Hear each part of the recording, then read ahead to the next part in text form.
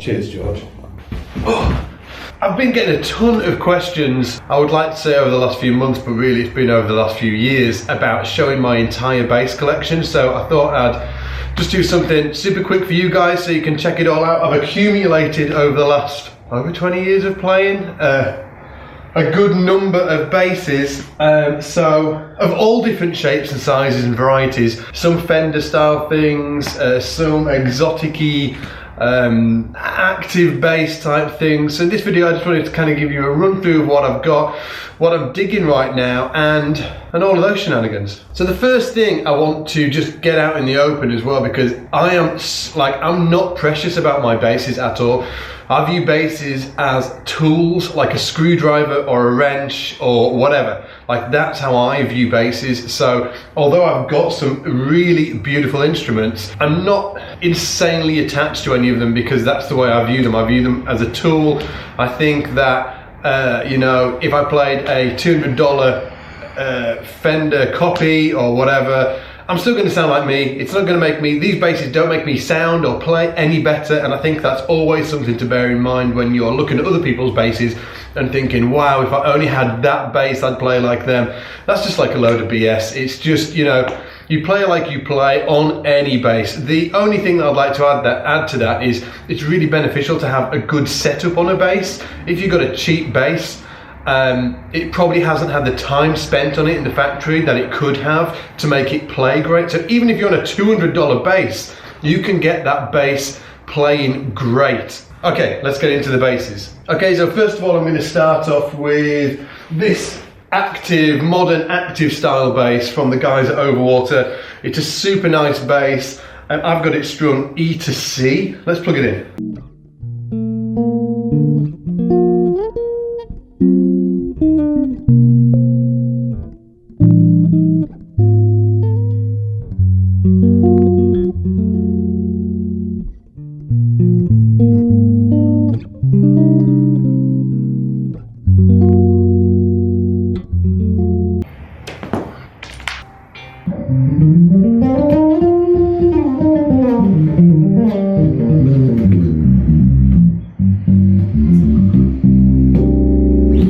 So, does what it says on the packet really. It's a super modern style instrument. Got two humbuckers, active EQ. It's a 33-inch scale neck, which is not super common, but there are a lot of basses out there nowadays that are 33-inch scale. And when I got this bass, I was very much concentrating on the chordal thing, you know, trying to expand that style of my playing, and doing that with a high C makes that, you know, a little bit easier, or it opens up the realms of possibilities. Maybe not easier, but it does open up a few different possibilities that are really, really cool. The cool thing about this specific bass is that I actually designed the body shape when I was a kid working at Overwater, or at least the first iteration of it. I think Overwater make basses called the Progress, and at that time it was the only real shape, modern shape that they did. Hopefully I'm right. Hopefully I'm not telling lies here. But anyway, I really wanted a slimmed down version of it, so I literally got some bits of paper, lined them up, taped them together, and drew out around the Progress, and then altered that so it was more of what I wanted, a slimmed down version. And they made one of those, but I think they made a few of those basses. Then I left Overwater and started doing the whole pro musician thing, and a few years later they made me this, which was the jazz piece again. Can't wait to move to the new studio so we can get rid of the sirens and the noise outside. Yeah, but a few years later they made me this, which was based on the original design that I'd done. So I have got a certain amount of nostalgia about this instrument, and I played it for a ton of years as well, and it sounds great. Next up is this little monkey.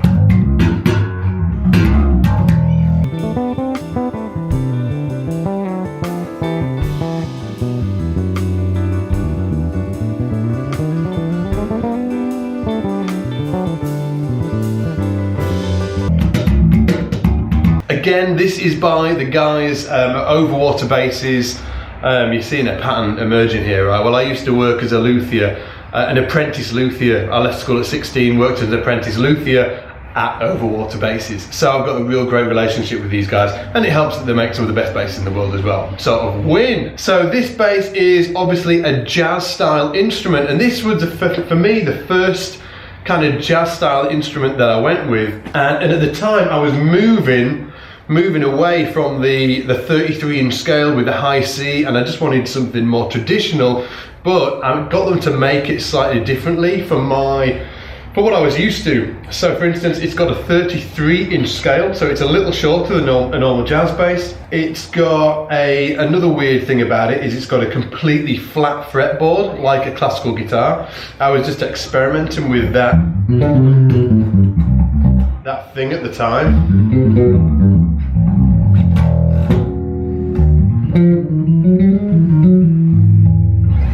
And it sounds great. It really does have that jazz bass.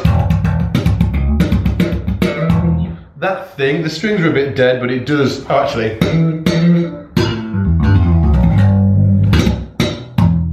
Yeah, it does have that jazz bass thing going on. Another weird thing about it is that the neck is thin. At the time I was really into super thin string spacing, kind of taking away from that Gary Willis thing. Gary Willis's I think was 16.5 or 16, and this, he plays a 5-string, and this has got 16 mil string spacing, so between each of the saddles it's 16 mil, and it just means there's less room to travel, you know.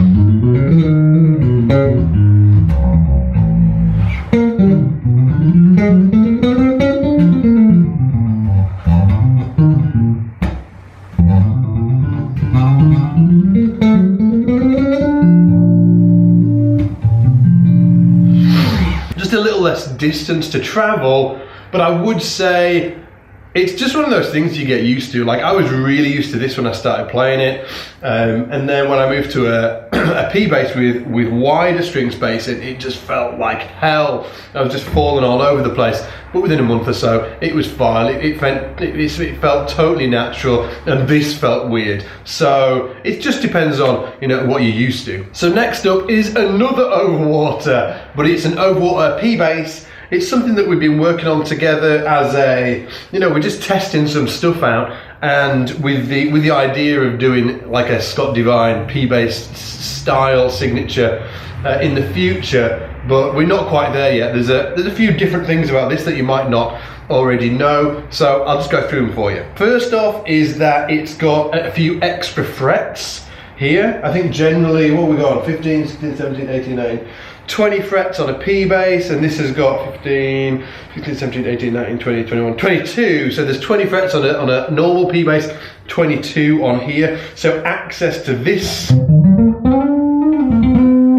access up here is a little easier on this bass than a normal P bass. The fretboard is very flat. I wouldn't say it's like a classical guitar flat like my other jazz bass, but it's still got that flat thing going on. Other than that, it's got a reverse P bass pickup on it. So generally like this, right? So we've reversed it just to get a bit more, a tighter lower end on the E string, and then a warmer tone on the D and the G string. Around here, it's just the same as usual, right? It's just got a volume and it's just got a tone, right? What the difference about this bass is it's got a buffer circuit in it. So what that does, it cleans up the signal of the bass essentially. I've been talking to Chris from Overwater Basses about the buffer circuit, and I said to Chris, it sounds a little too active to me, even though this P bass sounds like a P bass, right? And I'm just going to prove that in a minute by playing it. But the buffer circuit does add a little bit of an active vibe to the tone, and I don't really want that on a P bass. So I'm working with Chris, and I think he's working with John East and looking into how to, keep using that buffer circuit so we've got a real clean and strong signal, but adding in that earthy, passive vibe at the same time. So that's all going on at the minute. It's going to be super exciting to see how that turns out. But let me just play this thing so you can just get a vibe for what it sounds like.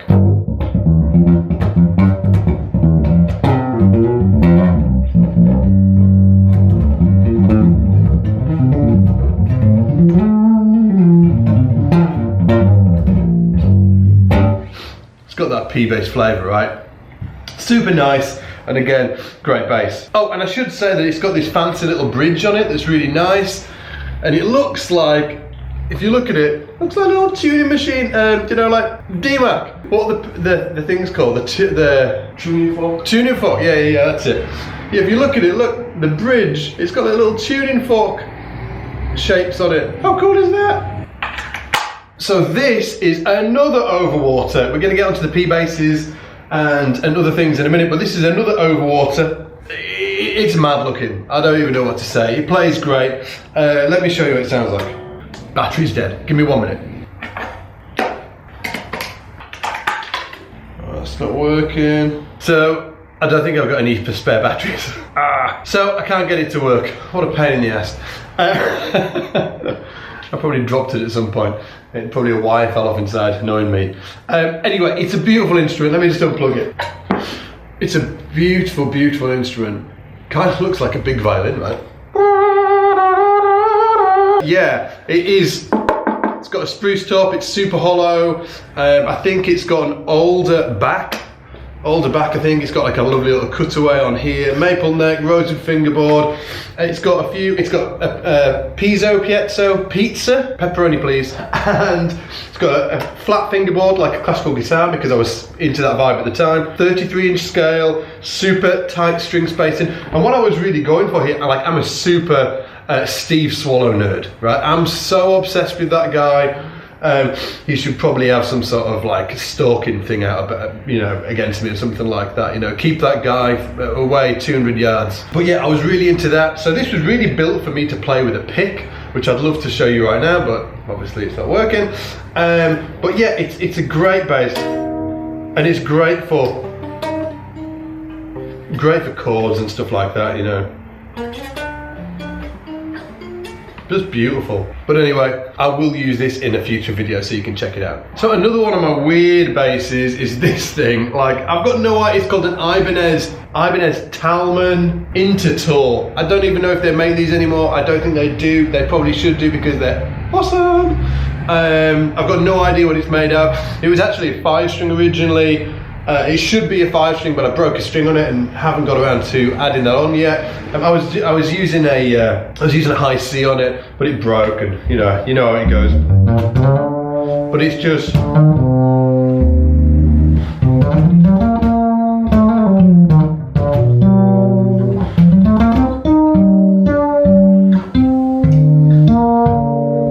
it's got such a fat. It's almost synthy.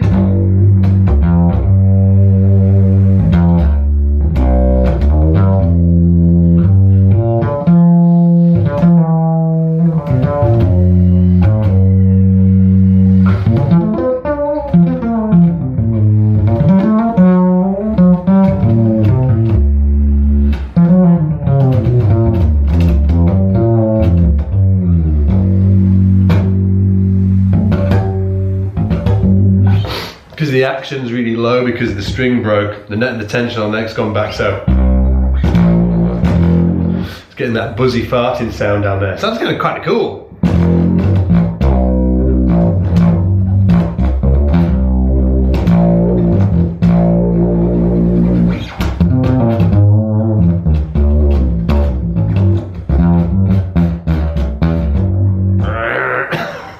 Okay, next up is this P-bass. It's by some guys called Rock and Roll Relics. It's super nice. It's got like a really crazy cracked finish on it. I don't know if you can see that. It's really nice. And it's like, it's a relic, right? Rock and Roll Relics, kind of says it in the name. I know a lot of people don't like relics. I actually really like them because it feels like somebody's worn it in for me. I really like instruments that feel like they've been played, and getting one of those instruments can be really expensive, a really good one. So I'm really into the relic thing. It's kind of like ripped jeans, right?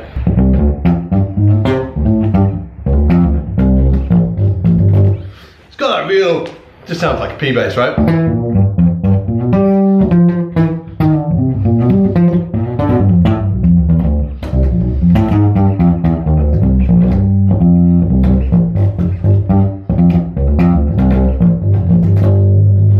Yeah, just sounds like a P bass, and everything's like a P bass, right? So like, you know, volume tone, normal pickups on it, rosewood board, maple neck. Yeah, sounds great. Sounds like a P bass should. Super fat.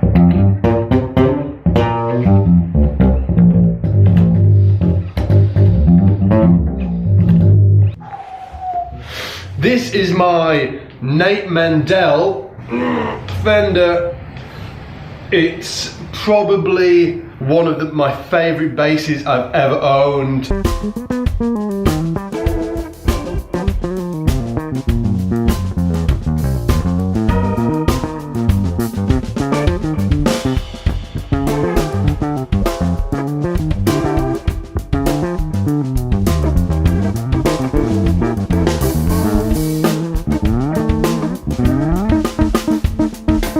I didn't even go to the music store to buy it. I went to get a cable, which most likely would be this cable right here, and at the time I was doing a session in the afternoon for Warren Hewitt. You might know of his channel. It's called Produce Like a Pro.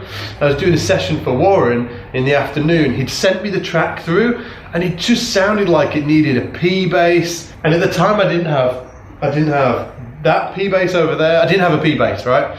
So I was just like, oh, actually I did have a P bass. I had a 59 reissue, which I haven't got here today. I'm going to talk about that in a minute. But it had flats on it. I really didn't want to take the flats off, and I was just kind of thinking all day. I was like, oh, I wish I had a P bass with rounds on it. And I went into the store to buy a lead, and this was there. Picked it up, played okay. And I just thought, what the hell, I'm gonna get it. I'm sure I can make it sound good. So got it, took it back, did the session on it, sounded wicked. I fell in love with it ever since. It's a really great bass. And if you're looking for a P bass, these are great basses, guys. It's got a badass style bridge on it. It's got Seymour Duncan quarter pounders, which are just a little bit more pokey.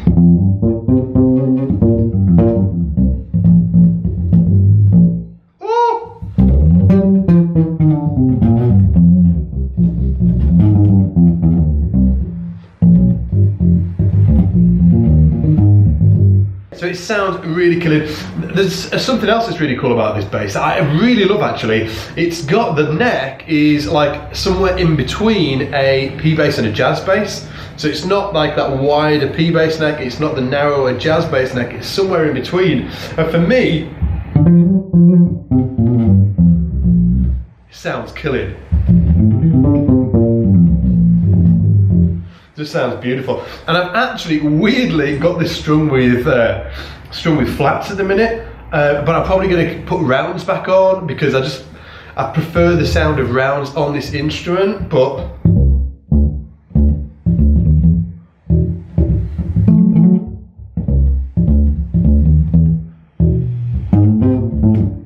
yeah, just sounds beautiful.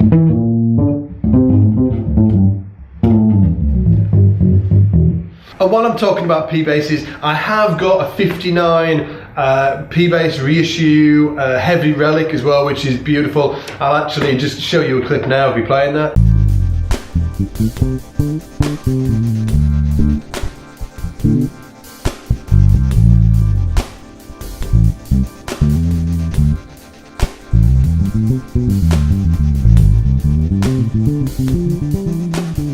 As you can hear, it sounds killing. That's got flats on it actually as well. I haven't got it today because I'm super useless at being organised, and I just thought, I literally walked in the door this morning and just thought, let's do this video. I haven't got that P bass with me. What the hell? I'm going to record it anyway, and I'll just show you a clip of it. But that's a really great bass. But out of the two, I definitely prefer the feel and playability of this one because it's got that narrower neck. And you know what? It's a great example of that P bass reissue is a super expensive bass. I don't know, $2,000-3,000 or something like that. And this is sub $1,000, I think. And I prefer the playability of this one for sure. So proof's in the pudding. You know, price tag's got nothing to do with it.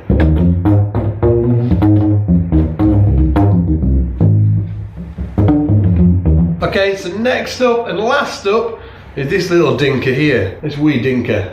It's a Carla U bass. I think it's made out of Koa or something. Koa? I I don't know what it's made out of, some brown looking wood. Super nice, and they sound great, these things. I've yet to use on a session.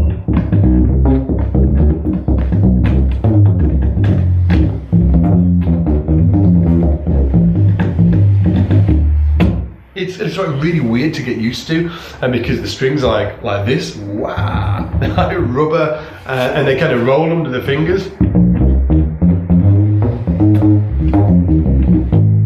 But I think you can get used to it, you know, just give it some time, and you can actually get round rounds for these as well. So if you have got one of these and you're finding you're struggling with it at all, get some round rounds. See how it feels for you. It might convince you that it's something that's going to work for you if the rubber strings aren't working.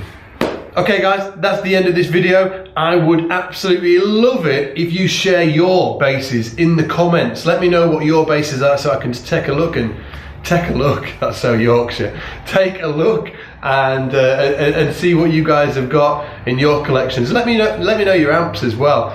Yeah, take a look. I kind of sort of I get away with masking my Yorkshire accent sometimes, but just now and again it comes out and says hello.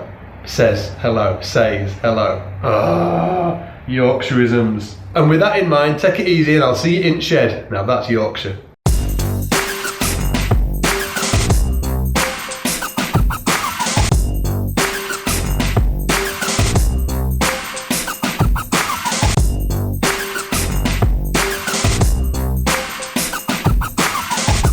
The 2015 Kickstarter challenge.